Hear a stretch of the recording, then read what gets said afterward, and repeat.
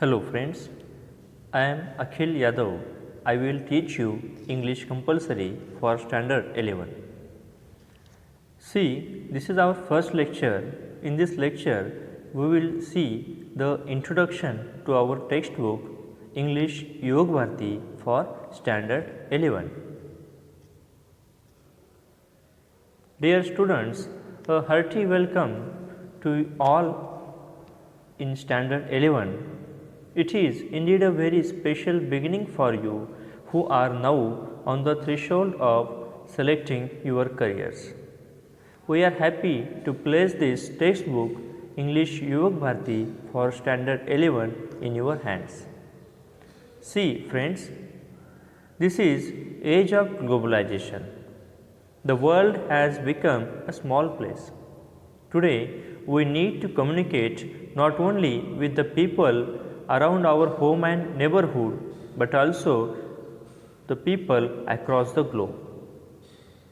आज आपण पाहतो की ह्या जागतिकीकरणाच्या युगामध्ये जग फार छोटंसं बनलेलं आहे आणि या ठिकाणी आपल्याला आपल्या सभोवतालच्या लोकांसोबतच आपल्याला जगातल्या कानाकोपऱ्यातल्या लोकांशी संपर्क साधावा लागतो.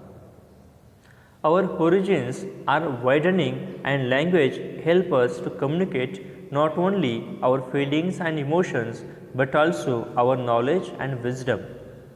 English is perhaps the only language which help us to communicate or connect with the world, and we can use it very effectively in different walks of life.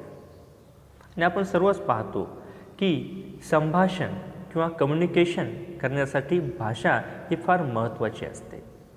भाषेच्या माध्यमातूनच आपण आपलं फीलिंग्स, इमोशन, आपलं ज्ञान हे आपण इतरांपर्यंत पोहोचवू शकतो. आणि आज जगामध्ये कम्युनिकेशन करण्यासाठी किंवा ह्या जगाशी संपर्क करण्यासाठी इंग्लिश ही एकमेव अशी भाषा आहे जी तुम्हाला जगासोबत जोडू शकते.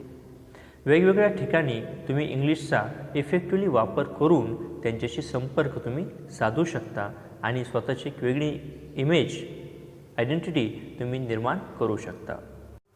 C, in this year we have to learn 4 sections in our syllabus. First section is prose, second section is poetry, and third section is writing skill. And the fourth one is genre. Here we have to learn drama. See the description of our every section. The first section is prose. There is wonderful blend of essays, short stories, biographical sketches, speeches and articles in the prose section of our book. Care has been taken to choose inspiring pieces of literature written by well-known authors. या सेक्शनमध्ये आपल्याला essays, short stories, biographical sketches, speeches आणि articles हे आपल्याला पाहायचे आहेत, जे की आपल्याला इन्स्पायर करतील आणि त्याचबरोबर अशा लेखकांचे आहेत ज्यामधून आपण आपल्या आयुष्याला एक वेगळी दिशा हे आपण देऊ शकतो. Which will not only inculcate a wholesome sense of right and wrong in pupils but also sensitize students to the pleasure and pain of life.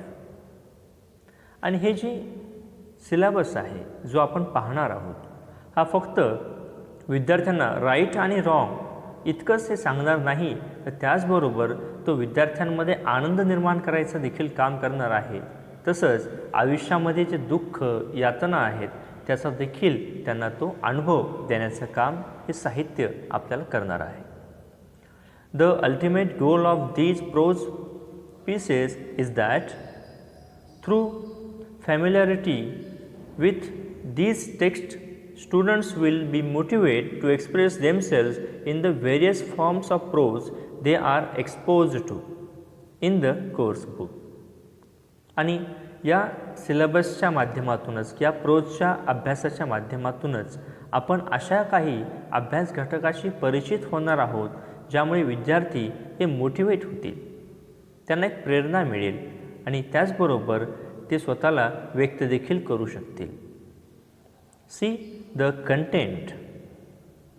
In the first section of prose, we are going to learn 6 topics. See the first one, being neighborly, written by Louisa May Alcott. See the next, on to the summit, we reach the top, written by Tenzing Norgay. Third, the call of the soil, Venkat Iyer. Pillars of democracy, written by Dr. Babasaheb Ambedkar. Miss Addis, Sheila Kai Smith. Tiger Hills, General Ved Prakash Malik. These 6 topics we will learn in the prose section. See the next section, poetry. This is second section, poetry.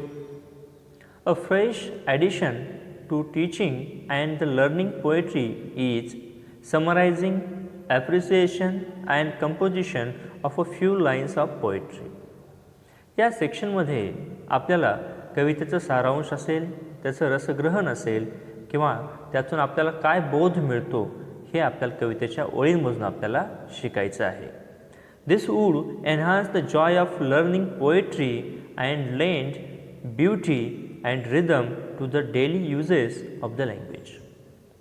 आणि या कवितेच्या अभ्यासातूनच आपल्याला Joy of learning poetry म्हणजे कविता शिकण्याचा आनंद हा देखील मिळणार आहे.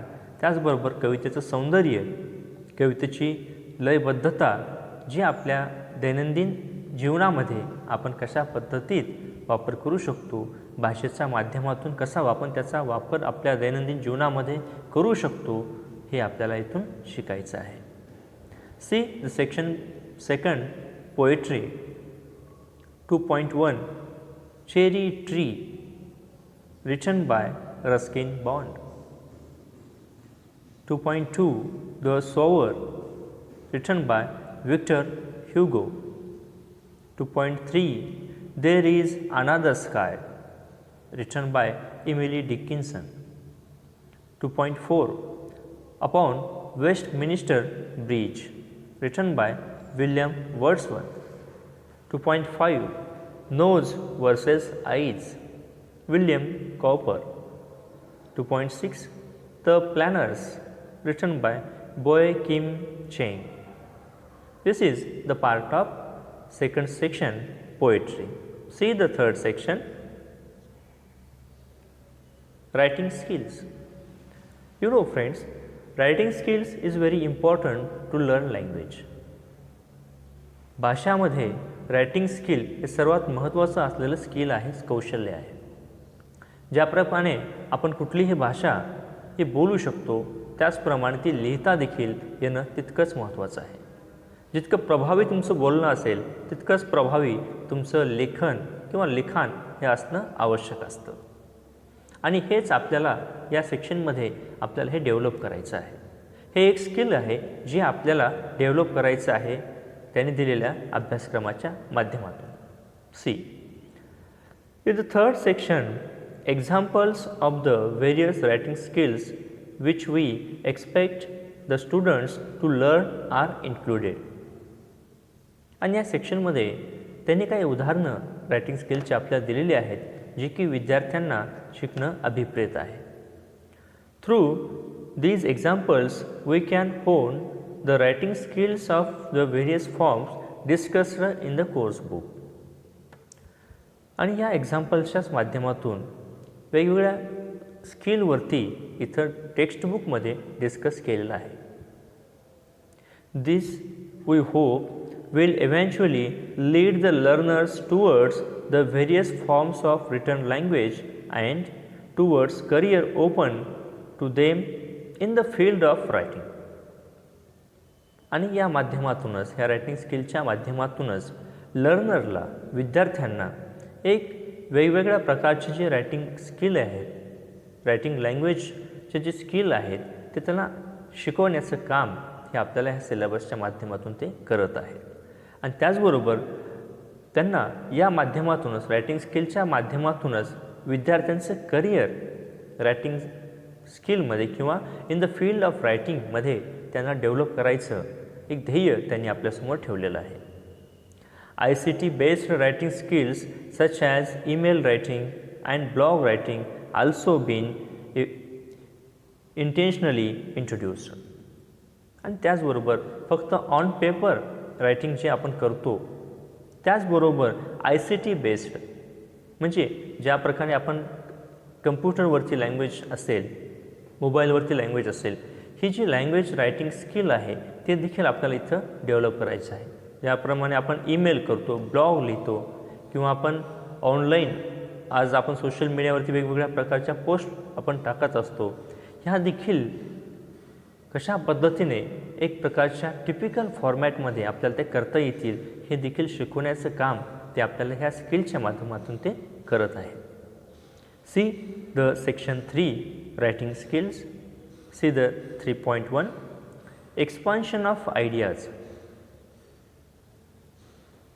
3.2 blog writing. 3.3 emails. 3.4 interview written by J. Krishnamurti. 3.5 film review. 3.6 the art of comparing.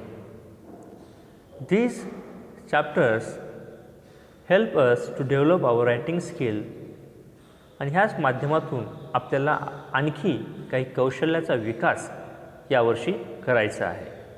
See the next.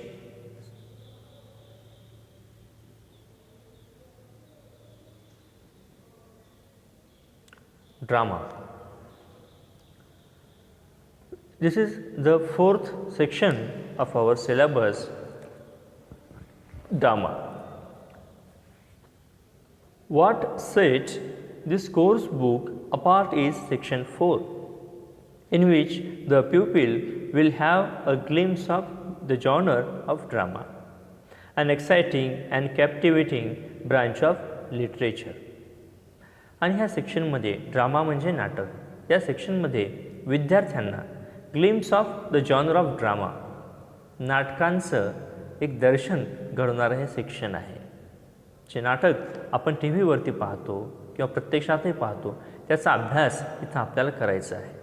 आणि हे फार आकर्षक अशी शाखा ही साहित्याची आहे. Some extracts from well loved and popular plays and some thought provoking examples from the genre. आणि यातले काही पार्ट्स जे की फार वेल नोन आहेत, फार पॉप्युलर आहेत आणि सर्वांचे आवडते आहेत, त्यातला काही पार्ट यावर्षी आपल्याला शिकायचा आहे. सम जॉनर हॅव बीन इन्क्लुडेड. आणि त्यातलेच काही जॉनर, त्यातलाच काही पार्ट आपल्याला यावर्षी त्यांनी सिलेबसमध्ये इन्क्लूड केलेलं आहे. It is an interesting mix of plays having historical, socio cultural and comic themes which representative of this form of literature.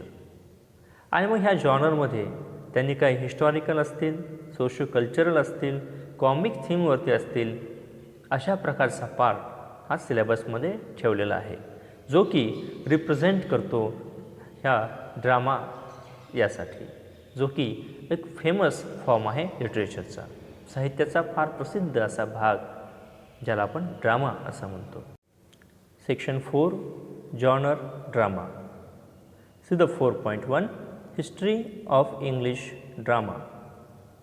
4.2 the rising of the moon written by Lady Gregory. 4.3 extract of drama. A Midsummer Night's Dream written by William Shakespeare. B An Enemy of the People written by Henrik John Ibsen. See the next. यावर्षी आपल्याला त्या 4 सेक्शनसोबतच काही महत्त्वाचा part देखील आपल्याला शिकायचा आहे. त्यामध्ये ice breakers, brainstorming, poetic creativity, conclusion, गेसिंग, रायटिंग अँड प्रोजेक्ट वर्क हा देखील इन्क्लूड असलेला पार्ट आहे. सी याच्या पाठ्यमागचा त्यांचा काय उद्देश असेल ते एकदा आपण पाहू. See the book helps students to understand the entire text book to acquire a good command over English. All textual activities are very important to prepare students to meet the newly adopted activity based approach to the learning of English in standard 11. ह्या जे textual activities आहेत त्या करण्यापाठीमागचा त्यांचा एकच उद्देश आहे की ज्या नवीन ॲक्टिव्हिटी बेस्ड अप्रोचेस त्यांनी सिलेबसला इन्क्लूड केलेले आहेत ते विद्यार्थ्यांना जास्तीत जास्त प्रमाणात लक्षात यावेत, ज्यामुळे त्यांची लँग्वेजवरती आणखी कमांड निर्माण होईल. See all prose, poetry and drama lessons are divided into suitable extract as per the latest activity sheet pattern. The various activities given for every lesson are according to the new methods of teaching. Activities like icebreaker, brainstorming, poetic creativity, conclusion, guessing, writing and project work have been included at the appropriate places. आणि यामध्ये तुम्ही पाहू शकता की जे काही नवीन activity based syllabus यावर्षी आपण जो शिकणार आहोत त्यामध्ये त्यांनी काही ॲक्टिव्हिटीज ॲड केलेल्या आहेत. आईस ब्रेकर्स असतील, ब्रेनस्टॉर्मिंग असेल, पोएटिक क्रिएटिव्हिटी असेल, हा पार्ट हा सगळा टेक्स्च्युअल ॲक्टिव्हिटीजचा पार्ट आहे आणि तो त्यांनी योग्य पद्धतीने जे की आपल्याला शिकायचं आहे, ज्यामध्येच आपल्याला ज्या ॲक्टिव्हिटी कशा प्रकारे सोडवता येतील, कशा प्रकारे आपण त्याचा उपयोग करून आपण आपलं भाषेवरचं प्रभुत्व आणखी निर्माण करू शकतो हे आपल्याला पाहायचं आहे. See the writing skills topics also have been discussed in the new pattern. आणि रायटिंग स्किलवरचे देखील काही पॅटर्न ह्या न्यू सिलेबसमध्ये आपल्याला पाहायचे आहेत. For example email, writing a film review, art of compering, writing a blog, all these parts are explained in the book. आणि सगळे पार्ट्स जे की रायटिंग स्किलवरती फोकस केलेले आहेत या बुकमध्ये एक्सप्लेन केलेले आहेत, ज्याचा अभ्यास करून आपण आणखी चांगल्या प्रकारे आपलं रायटिंग स्किल हे डेव्हलप करू शकतो. Therefore friends, this course book we embark on a new and exciting voyage into the previously uncharted waters, discovering new horizons and unknown lands. Let's us enjoy the expedition together. अशा प्रकारे हा नवीन syllabus एक असा प्रवास जो आपण यावर्षी चालू करणार आहोत, अशा ठिकाणी घेऊन जाणार आहे, अशा क्षितिजावरती घेऊन जाणार आहे, अशा अनोळखी बेटावरती घेऊन जाणार आहे, जो की तुम्हाला नक्कीच खूप आनंददायी आणि तो प्रेरणादायी असणार आहे. So today we will stop here. In the next lecture we will start our first topic of our syllabus. Thank you. All the best.